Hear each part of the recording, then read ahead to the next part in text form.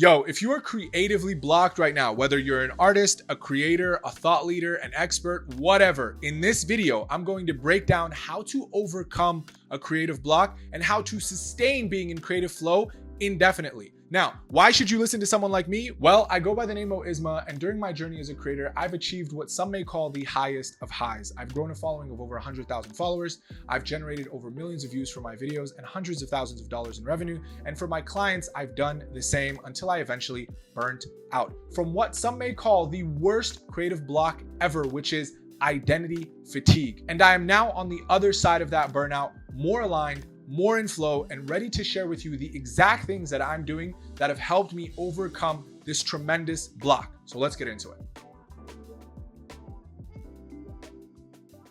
Now, before we get into the tactics of how to overcome a creative block, we do have to understand something fundamental related to creativity. And once you understand this, you'll be able to really dance with creativity in a way that is much more natural and flowy without a lot of sheer will and force. And that is, creativity is nothing more but an energetic force that you tap into by receiving it from a higher power. For me, that is God. For you, that might be the universe or Buddha or something else. The problem is we are usually too emotionally distracted, too physically distracted, and too mentally distracted to actually receive that transmission from above, because life's, right? People got bills, people got families, people got businesses, and that overwhelms your antenna to be able to really receive the creativity. And Rick Rubin talks about this in his book, The Creative Act. First of all, shout out to Vanessa Lau, my homie, who just put me on this book like 2 days ago, and it has completely given language to my philosophy around creativity. And he talks about how we are merely just a vessel, an empty vessel that is meant to receive from this creative force that is around us at all times. But the problem is this creative force is not loud. It's not like, hey, here's my creativity, let's get into it. No. It's very quiet. It's very subtle. And you have to be in a state to receive it, to be able to tap into it and then deliver on it. Let me give you an example. Usually when you're in the shower, when you're driving, or right before bed, you feel this burst of ideas, right? This is because biologically we tap into what's called the default mode network, which is a fancy way of how we daydream. This is when we're in a relaxed state, when there's no distractions and we're absent having to critically think and use our executive motor functions. Spiritually and energetically, I like to think that we are completely empty, both mentally, spiritually, and physically. And what this allows us to do is to tap into that message that we're receiving from above. And quite frankly, I believe that for you to be a creative, you have to first identify as a messenger. You are receiving something to where you then are delivering that message out into the world as a messenger. Once you assume this position, once you really fundamentally understand that this is how creativity works, then we have to go into what are the rituals that we can set up in our life to ensure that we are in a state to receive that message so we can deliver it. So as I said, I believe that we are all messengers, receiving a very powerful, energetic force that once we are in a proper present state and we are empty, both spiritually and physically, biologically, based on our brain, then we can really tap into that. But after we're able to receive, then we have to nurture. Nurture means what are our daily practices that allow us to get into that state and then act on it in a way that is recurring, so we are constantly able to tap into flow. Somebody like John Bellion, who's one of my favorite artists, he talks about how he goes to the studio from 11 to 7, right? And he sits in the studio and he starts playing.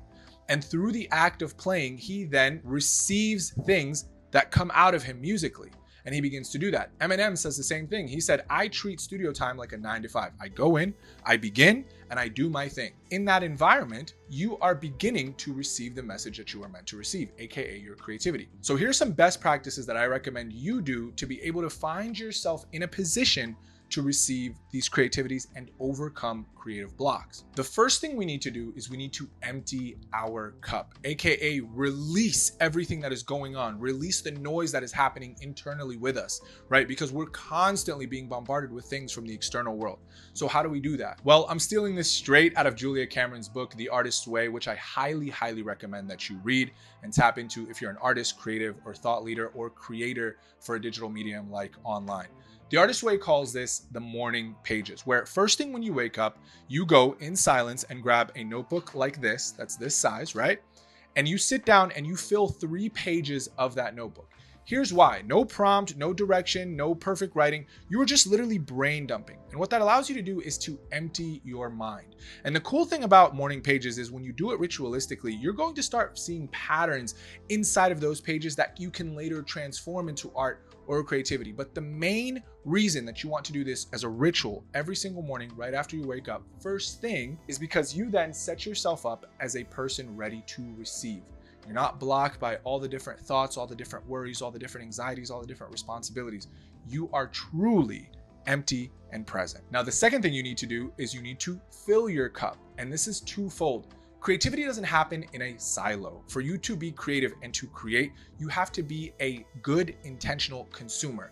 Therefore, you have to be a good student. So what I recommend is at least 10 minutes every single day before bed, you consume something new, whether that's reading a book, watching an episode, listening to a podcast, because this is going to flow into your subconscious. Now, right after you consume in that matter, you need to synthesize. Now, you can either do this right after you consume something before bed, or you can do this the next morning after the morning pages. And what synthesizing is really taking everything you've learned throughout the day, through the thing that you've intentionally consumed, and then journaling about it. And here's a few prompts to help you through your synthesis ritual. The first one is, what is trying to be expressed through me today? And once you ask yourself that, sit down and just write about it. You're going to find yourself pulling ideas from the thing that you consumed, or pulling ideas from things that have been marinating in your brain that you've just been experiencing throughout life. The second prompt is, what did I learn that excites me to share with someone else? This is a big one, because if something that you learned excited you, that's almost the equivalent of like something really great happening to you. You pick up the phone and you try to talk to your friend about it.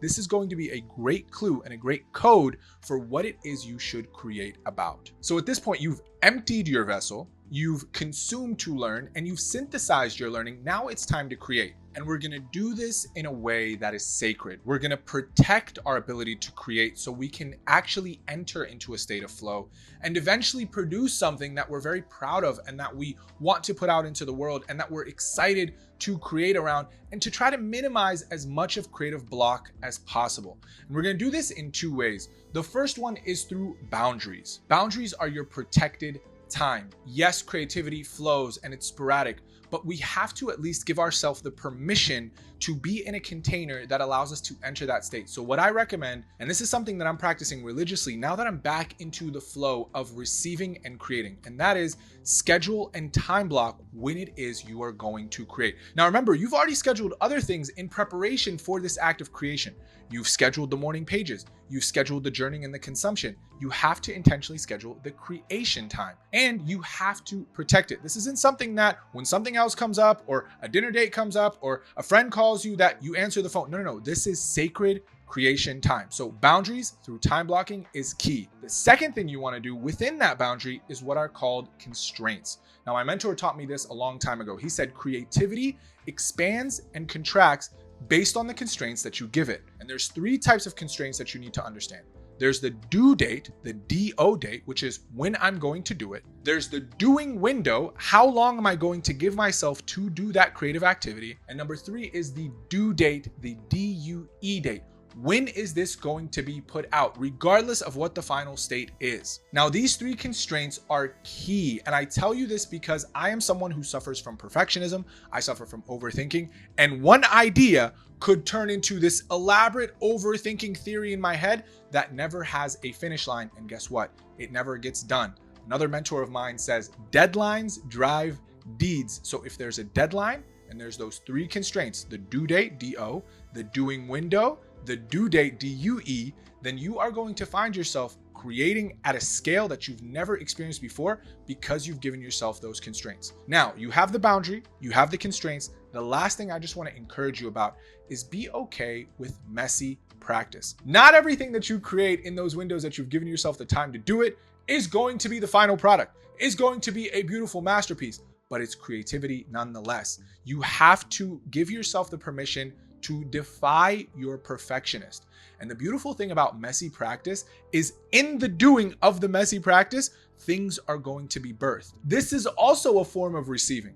This is also a form of release because you're kind of just experimenting, you're playing, you're allowing your body and your nervous system to accept that you're not actually blocked. You've just given yourself a little bit too much pressure to create freely. So I highly, highly encourage messy practice. For example, for me, what messy practice looks like is I create video on social media. So I like to use my Instagram stories as a place to play with messy practice during that window if I'm not about to produce a fully functioning video like this one. And the reason why I do that is because I get to experiment with ideas. I get to practice speaking to the camera. I get to become better at communicating.